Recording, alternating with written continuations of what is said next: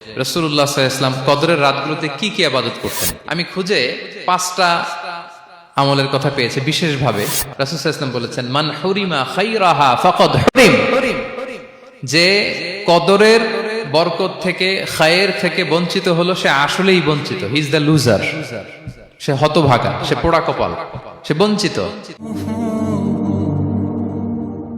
Last 10 days of রমাদান খুব গুরুত্বপূর্ণ, সবচেয়ে the cream time of Ramadan. I repeat, এটা রমাদানের একেবারে মাহেন্দ্রক্ষণ। এই 10 দিনের যে কোনো 10 রাতের যে কোনো রাত কদর হয়ে যেতে পারে, বিশেষ করে অড নাইটস গুলো 21, 23, 25, 27 এবং 29, যে কোনো দিন হয়ে যেতে পারে কদর। সো বুদ্ধিমানের কাজ হচ্ছে আমরা যেন রমাদানের শেষ 10 রাতে লাগাতার একইভাবে একই স্পিডে আমরা যেন ইবাদত করি। কোন রাতে বেশি করলাম, হয়তো 27 রাতে আমি খুব ভাব গাম্ভীর্য নিয়ে খুব আবেগ নিয়ে ইবাদত করলাম, কিন্তু হয়ে যেতে পারে যে এবছর কদর ছিল 25 রাত, হতে পারে না? পারে। তো আমরা তো মিস করে ফেললাম। তো আমরা যেন মিস না করি। বুদ্ধিমানের কাজ হবে সমান তালে ইবাদত করা। এবং এটা এত গুরুত্বপূর্ণ, রাসূল সাল্লাল্লাহু আলাইহি ওয়াসাল্লাম এত এমফাসাইজ করে কোন রাতের কথা বলেনি।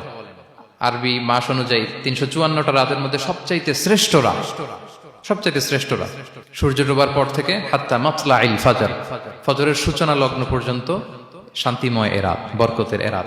রাসূল সাল্লাল্লাহু আলাইহি ওয়াসাল্লাম বলেছেন, মান হুরিমা খায়রাহা ফাকাদ হুরিম, যে কদরের বরকত থেকে খায়ের থেকে বঞ্চিত হলো সে আসলেই বঞ্চিত। হি ইজ দ্য লুজার, সে হতভাগা, সে পোড়া কপাল, সে বঞ্চিত। মান হুরিমা খায়রাহা ফাকাদ হুরিম, যে কদর পেল না সে হতভাগা। এখন আমরা কি হতভাগা হতে চাই? আমরা তো শুরুতে অনেক হোপফুল ছিলাম, এত এত ব্লেসিংস, এত এত বরকত, রহমতের ফলগুধারায় আমরা প্লাবিত হচ্ছি রমাদানে। তা আমরা তো হতভাগা হতে চাই না। তা আমরা যেন এই শেষ 10 দিন এক তালে আন্তরিকতার সাথে ঈমান ও ইহতিসাবা আমরা যেন ইবাদত করি। সম্মানিত ভাই এবং বোনেরা, তাহলে আমরা সৌভাগ্যশীলদের অন্তর্ভুক্ত হতে চাই, হতভাগা হতে চাই না। আমরা এবার একটু শুনবো যে রাসূলুল্লাহ সাল্লাল্লাহু আলাইহি ওয়াসাল্লাম কদরের রাতগুলোতে কি কি ইবাদত করতেন। আমি খুঁজে 5টা আমলের কথা পেয়েছি বিশেষভাবে। কমন যে আমলগুলো সেগুলো তো ছিলই, বিশেষভাবে 5টা কাজ রাসূল সাল্লাল্লাহু আলাইহি ওয়াসাল্লাম এই কদরের রাতে করতেন। 1 নম্বর কাজ হচ্ছে তিনি সারা রাত জেগে ইবাদত করতেন এবং পরিবারের লোকদেরকে ঘুমোতে দিতেন না, উঠিয়ে দিতেন। বছরের অন্য কোনো সময়ে সারা রাত জেগে ইবাদত করার কোনো নজির রাসূল সাল্লাল্লাহু আলাইহি ওয়াসাল্লামের জীবনে ছিল না। সব রাতে ঘুমাতেন। আমি জোহর বারুতে একটা কনভেনশনে the daily routine of prophet সাল্লাল্লাহু আলাইহি ওয়াসাল্লাম একটা আলোচনা করেছিলাম, যেখানে রাসূল সাল্লাল্লাহু আলাইহি ওয়াসাল্লামের দৈনন্দিন জীবনের রুটিন আলোচনা করেছিলাম। সেখানে আমরা বলেছি যে রাসূল সাল্লাল্লাহু আলাইহি ওয়াসাল্লামের দৈনন্দিন অভ্যাস ছিল তিনি এশার পরেই তাড়াতাড়ি ঘুমিয়ে পড়তেন আর মিড নাইটে উঠতেন। রাসূল সাল্লাল্লাহু আলাইহি ওয়াসাল্লামের কর্মদিবস শুরু হতো মিড নাইটে। আমাদের তো সকালে আরো অনেক পরে শুরু হয়। রাসূল সাল্লাল্লাহু আলাইহি ওয়াসাল্লামের কর্মদিবস শুরু হতো বেসিক্যালি মিড নাইটে। এশার পরে কথাবার্তা না বলে আগে ঘুমোতে যেতেন, মিড নাইটে উঠতেন, কিন্তু ঘুমাতেন। ঘুম ছাড়া রাত কাটাতেন না। সারা বছরের এটা ছিল যে এশার পর পরে ঘুমোতে যেতেন, except the last 10 days of রমাদান। রমাদানের শেষ 10 রাতে রাসূল সাল্লাল্লাহু আলাইহি ওয়াসাল্লাম ঘুমাতেন না। এই 10 দিনের ব্যাপারেই পাওয়া যায় সারা রাত জেগে তিনি ইবাদত করতেন। আম্মা জান আয়েশা রাদিয়াল্লাহু তাআলা আনহা বলেন, ইযা দাখালাল আশরু আহিয়াল লাইলা ওয়া আইখাযা আহলা ওয়া জাদ্দা ওয়া শাদ্দাল মিজার। রমাদানের শেষ দশক যখন আসতো রাসূল সাল্লাল্লাহু আলাইহি ওয়াসাল্লাম সারা রাত জেগে ইবাদত করতেন। পরিবারের সদস্যদেরকে জাগিয়ে তুলতেন, স্ত্রীদের ঘুমাতে দিতেন না, জাগিয়ে তুলতেন। ফাতেমা রাদিয়াল্লাহু তাআলা আনহার ঘর পাশেই ছিল, তাদেরকে যে জাগাতেন এবং নিজে সারা রাত ইবাদত করতেনই। জাদ্দা ওয়া শাদ্দাল মিজার, খুবই বলিষ্ঠ ভাবে, খুব মজবুত ভাবে কোমরে গামছা বেঁধে নামার একটা এক্সপ্রেশন এখানে দেয়া হয়েছে। মিজার, ইজহার মানে হচ্ছে বাংলা করলে হয় লুঙ্গি। লুঙ্গি আমরা যখন খুব শক্ত কোনো কাজ করতে যাই তখন তারা কি করে, খুব টাইট করে লুঙ্গিটা বাঁধে। তার মানে বোঝানো হচ্ছে রাসূল সাল্লাল্লাহু আলাইহি ওয়াসাল্লাম কোমরে ভালো করে লুঙ্গি বেঁধে বা গামছা বেঁধে আটগাট বেঁধে নামতেন শেষ 10 দিনের জন্য। এই সময় তিনি মানে কাউকে কেমন যেন চিনতেন না, সবসময় ইবাদতে মগ্ন থাকতেন। এটা আমরা করতে পারি যে শেষ 10 দিনে আমরা একটা স্পেশাল প্ল্যান করতে পারি যে আমরা আমাদের সর্বোচ্চটুকু উজাড় করে দিয়ে লাস্ট 10 days অফ রমাদানের এই বরকত আমরা হাসিল করব, এটা যেন আমাদের মিস না হয়। তাহলে এটা আমরা একটা পেলাম। 2 নাম্বার হচ্ছে ইতিকাফ করা। রাসূলুল্লাহ সাল্লাল্লাহু আলাইহি ওয়াসাল্লাম রমাদানের শেষ 10 দিন ইতিকাফ করতেন। আম্মা জান আয়েশা রাদিয়াল্লাহু তাআলা আনহা বলেন, কানা ইয়াতাকিফুল আশরাল আওয়াখির মিন রমাদান। রমাদানের শেষ দশকে তিনি ইতিকাফ করতেন হাত্তা তাওয়াফাহুল্লাহ, ওনার ইন্তেকালের আগ পর্যন্ত এই অভ্যাসটাই তিনি জারি রেখেছেন। সুম্মা আতাকাফা আজওয়াজুহু মিন বাদে, তারপরে ওনার স্ত্রীরা ইতিকাফ করেছেন। আরেক বর্ণনায় এসেছে ইয়াতাকিফু কুল্লা রমাদান 10 আইয়াম, প্রতি রমাদানে তিনি 10 দিন ইতিকাফ করেছেন। কিন্তু যেই বছর তিনি ইন্তেকাল করবেন সে বছর তিনি 20 দিন ইতিকাফ করেছিলেন।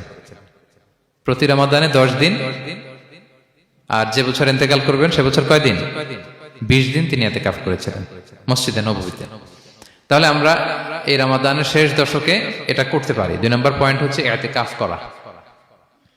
যারা আমরা করিনি তারা আমরা ইতিকাফ করতে পারি। আমাদের আইআইএম এর মসজিদ এটা ইতিকাফের জন্য একটা উর্বর জায়গা। আমরা যখন এই ক্যাম্পাসে ছিলাম তখন দেখেছি যে এখানকার ইতিকাফের পরিবেশ যে এত সুন্দর এটা কল্পনাই করা যায় না। অসাধারণ পরিবেশ। আপনি যদি ইতিকাফ নাও করেন, রাত 2টা বা 3টার দিকে সেন্ট্রাল মস্কে এসে বসে থাকলেও হবে। রাত 2টা 3টার দিকে এসে বসে থাকলে দেখবেন যে কেউ সেজদায় পড়ে কান্না করতেছে, কেউ হালাকা করতেছে, কেউ তাসবিহ পড়তেছে, কেউ কোরআন তেলাওয়াত করতেছে। মানে এত সুন্দর পরিবেশ, ওটা দেখলেই আপনার ইবাদত করতে মন চাইবে। তো আমরা যেন ইতিকাফ করার চেষ্টা করি। ইতিকাফ করতে না পারলে শেষ দশকের রাতগুলো যেন মসজিদে কাটানোর চেষ্টা করি, তা না পারলেও বাসায় যেন এই রাতগুলো আমরা মিস না করি। বিশেষ করে সেন্ট্রাল মস্কে তো অসাধারণ পরিবেশ, এটা হাইলি রেকমেন্ডেড। ইফ পসিবল আপনারা আসবেন, এখানে ইবাদতের চমৎকার পরিবেশ থাকে। 3 নাম্বার হচ্ছে রাসূল সাল্লাল্লাহু আলাইহি ওয়াসাল্লাম এবং জিবরাইল আলাইহিস সালাম যৌথভাবে কোরআন রিভিশন করতেন। খুব ইন্টারেস্টিং। সারা বছর যেটা নাজিল হতো, রমাদানে জিবরাইল আলাইহিস সালাম রাসূল সাল্লাল্লাহু আলাইহি ওয়াসাল্লামকে শোনাতেন, রাসূল সাল্লাল্লাহু আলাইহি ওয়াসাল্লাম আবার জিবরাইল আলাইহিস সালামকে শোনাতেন। সহিহ বুখারীর বর্ণনা, কানা জিবরিলু ইয়ালকাহু ফি কুল্লি লাইলাতিন মিন রমাদান ফায়ুদারিসুল কুরআন। প্রতি রমাদানের প্রতি রাতে এসে রাসূল সাল্লাল্লাহু আলাইহি ওয়াসাল্লামের সাথে কোরআন মুদারাসা করতেন। সহিহ মুসলিমের বর্ণনায়, আন্না জিবরিল কানা ইউআরিদুহু বিল কুরআন কুল্লা আমিন মাররা। প্রতি বছর রমাদানে একবার শোনাতেন বা শুনিয়েছেন। যে বছর তিনি ইন্তেকাল করবেন তিনি 2 বার শুনিয়েছিলেন। আরাদা ইউআরিদু, মানে এটা ফ্রম বোথ সাইড। আরবি শব্দটা এমন যে জিবরাইল আলাইহিস সালাম শোনাতেন, এরপর রাসূল সাল্লাল্লাহু আলাইহি ওয়াসাল্লাম জিবরাইল আলাইহিস সালামকে শোনাতেন। কোরআন রিভিশন করা। তো এই শেষ দশকের রাতগুলোতে আমরা যেন বেশি বেশি কোরআন পড়ি। কোরআন তেলাওয়াত, কোরআনিক রিসাইটেশন হতে পারে, কোরআনের অর্থ পড়া হতে পারে, তাদাব্বুরে কোরআন হতে পারে, কোরআনের হালাকায় জয়েন করা হতে পারে। ইন ইটস এনি ফর্ম আমরা যেন কোরআনের সাথে অ্যাটাচমেন্টটা বাড়াই লাস্ট 10 ডেজ অফ রমাদানে। 4 নাম্বার, কিয়ামুল লাইল করা। রাসূল সাল্লাল্লাহু আলাইহি ওয়াসাল্লাম কিয়ামুল লাইল করতেন, এবং কিয়ামুল লাইল শব্দটাকে রাসূল সাল্লাল্লাহু আলাইহি ওয়াসাল্লাম কদরের সাথে জুড়ে দিয়েছেন। সহিহ বুখারীর বর্ণনায় তিনি বলেছেন, মান কামা লাইলাতাল কদরি ঈমানা ওয়া ইহতিসাবা গুফিরা লাহু মা তাকাদ্দামা মিন যামবি। কদরের রাতে যে কিয়ামুল লাইল করে বিশ্বাস নিয়ে এবং নাজাতের প্রত্যাশা নিয়ে, তার পূর্বের সমস্ত গুনাহ আল্লাহ তাআলা ক্ষমা করে দিবেন।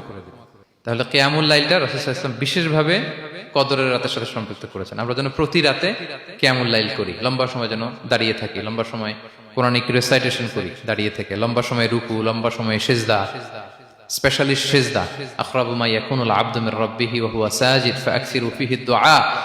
বান্দা যখন সিজদায় থাকে আল্লাহ সবচেয়ে কাছে থাকে। তো আমরা তো আল্লাহর সবচেয়ে কাছে যেতে চাই এই ক্রিম টাইমটাতে, কি বলেন?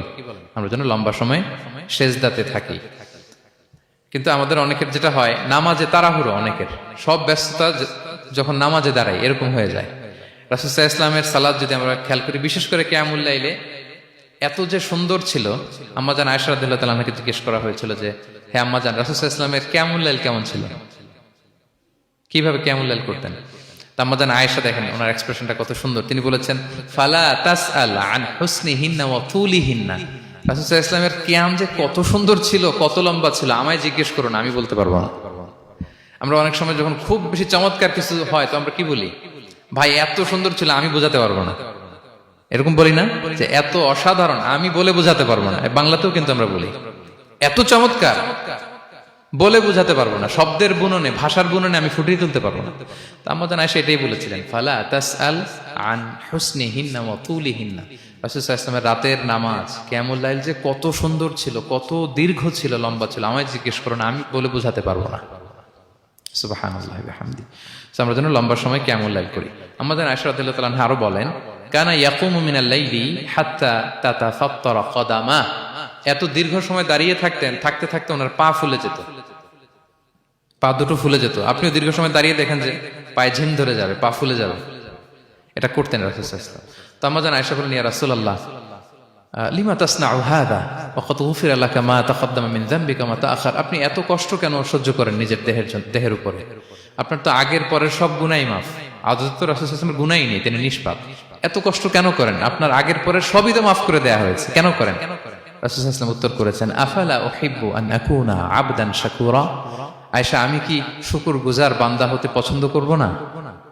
আল্লাহ তাআলা আমাকে তার রহম এবং করমে সব মাফ করে দিয়েছেন, কিন্তু আমি কি শুকরগুজার হব না? আমি কি আমার রোলটা প্লে করব না? আমি কি নিজেকে সঁপে দেব না আল্লাহ তাআলার কাছে জায়নামাজে? তো এটা ছিল সংক্ষেপে রাসূল সাল্লাল্লাহু আলাইহি ওয়াসাল্লামের কিয়ামুল লাইলের ধরন। এভাবে তিনি দীর্ঘ সময় কিয়ামুল লাইল করতেন। আমরা যেন এটা করি। সেন্ট্রাল মস্কে কিয়ামুল লাইল এবছরও নিশ্চয়ই হচ্ছে, আমরা যেন অংশগ্রহণ করি। 5 নম্বরে রাসূল সাল্লাল্লাহু আলাইহি ওয়াসাল্লাম দোয়া করতেন। এই কদরের রাতগুলোতে খুব বেশি বেশি দোয়া করতেন। দোয়া নিয়ে আমরা একটা জুমার খুতবা দিয়েছিলাম, সেখানে আমরা বলেছিলাম যে দোয়া হতে হবে খুব আন্তরিক দোয়া, রোবোটিক দোয়া যেন না হয়। আপনার আবেগ, ভালোবাসা, মনের মাধুরী মিশিয়ে, চোখের পানি মিশিয়ে, অশ্রু সিক্ত করে এই দোয়াটা করতে হবে, তাহলে সে দোয়া আল্লাহর কাছে কবুল হবে। আমরা যেন আমাদের ভাব, আবেগ সব ঢেলে দিতে পারি আমাদের দোয়াতে, আমাদের সেজদায়, আমাদের কিয়ামুল লাইলে। এবং যে কোনো ভাষায় কোরআনিক দোয়াগুলো রেকমেন্ডেড, হাদিসের মাসুরগুলো রেকমেন্ডেড। তাছাড়া আপনার নিজের ভাষায় আপনার কি চাওয়া, আপনার কি আকাঙ্ক্ষা, আপনার মনের কষ্ট, যাতনা সবকিছু আপনি আল্লাহ তাআলার কাছে পেশ করুন। এবং আম্মা জান আয়েশা জিজ্ঞেস করেছিলেন, ইয়া রাসূলুল্লাহ, আমি যদি কদর পেয়ে যাই আমি কি বলবো এ রাতে? মা আদউ, কি দোয়া করব? রাসূল সাল্লাল্লাহু আলাইহি ওয়াসাল্লাম বললেন, তাকুলিন, আয়েশা তুমি বলবে, আল্লাহুম্মা ইন্নাকা আফুউন তুহিব্বুল আফওয়া ফাআফু আন্নী। আয়েশা তুমি যদি কদরের রাত পেয়ে যাও এটা বলবে, হে আল্লাহ আপনি ক্ষমাশীল, আল্লাহ আপনি ক্ষমাকে পছন্দ করেন, আল্লাহ তাই আপনি আমায় ক্ষমা করেন। হে আল্লাহ আপনি ক্ষমাশীল, আপনি ক্ষমাকে পছন্দ করেন, আল্লাহ আপনি আমাকে ক্ষমা করেন। এই দোয়াটা আমরা যেন বেশি বেশি করি। আমার সাথে সাথে সবাই একটু পড়ুন মেহেরবানি করে। আল্লাহুম্মা ইন্নাকা আফুউন তুহিব্বুল আফওয়া ফাআফু আন্নী। আল্লাহুম্মা ইন্নাকা আফুউন তুহিব্বুল আফওয়া ফাআফু আন্নী। হে আল্লাহ আপনি ক্ষমাশীল, আপনি ক্ষমা করাকে পছন্দ করেন, আল্লাহ আমাকে ক্ষমা করেন। আমরা আমাদের নিজেদের ভাষায় অনেক দোয়া করতে পারবো, কিন্তু রাসূল সাল্লাল্লাহু আলাইহি ওয়াসাল্লামের শেখানো দোয়াগুলো এটা হচ্ছে মানে very precise in wording but comprehensive in meaning. এটার অর্থ, এটার আবেদন এটা অনেক বেশি। আমি অনেক 10টা-20টা বাক্য বলে এত সুন্দর কথা মিলাতে পারবো না। রাসূল সাল্লাল্লাহু আলাইহি ওয়াসাল্লাম যেটা শিখিয়ে দিয়েছেন, আগে আল্লাহর প্রশংসা করলাম, আল্লাহ আপনি ক্ষমাশীল, আবারও প্রশংসা, আল্লাহ আপনি তো ক্ষমা করাকে পছন্দ করেন। যেটা আপনি পছন্দ করেন না ওইটা তো চাচ্ছি না, যেটা আপনার পছন্দ, যেটা আপনি করতে ভালোবাসেন, গাফিরিয যামবি ওয়া কাবিলিত তাওব, আপনি ক্ষমা করাকে পছন্দ করেন, তওবা কবুলকে আপনি পছন্দ করেন, তো সেটাই তো চাচ্ছি আপনার কাছে, আপনি আমার তওবা কবুল করুন, আল্লাহ আপনি আমাকে ক্ষমা করুন। সো এই দোয়াটা প্রত্যেক রাতে যেন আমরা বেশি বেশি করি সম্মানিত সুধী। এবং এই যে রিমাইন্ডারগুলো শুনলাম, এটা রমাদানের পরেও যেন আমরা অব্যাহত রাখি। Be a part of our vision. Do listen and share the khair.